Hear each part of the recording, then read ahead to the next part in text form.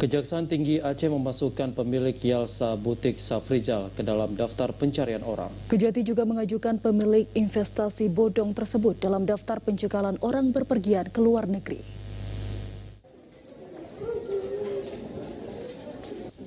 Proses masuknya Safrizal dalam daftar pencarian orang dilakukan menyusul ketidakhadiran pemilik Yalsa Butik tersebut dalam setiap pemanggilan jaksa.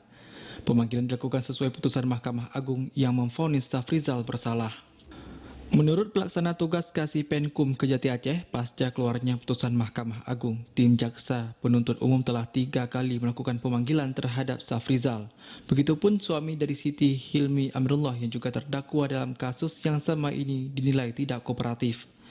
Selain masuk dalam daftar pencarian orang, Kejati Aceh juga mengajukan Safrizal dalam daftar orang yang dicegah dan tangkal ke kantor imigrasi. Langkah ini guna mencegah Safrizal lari ke luar negeri.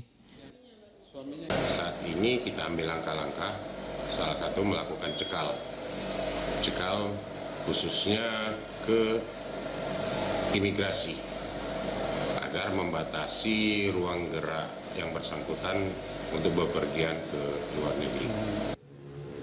Hingga kini Kejati Aceh masih menunggu putusan Mahkamah Agung terkait barang bukti seperti kendaraan dan bangunan yang disita dalam kasus tersebut.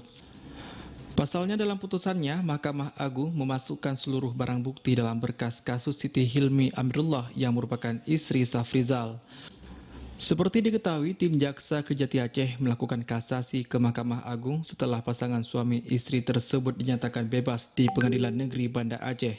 Sebelumnya, jaksa menuntut pemilik investasi bodong senilai 164 miliar tersebut dengan hukuman 15 tahun penjara serta denda sebesar 5 miliar.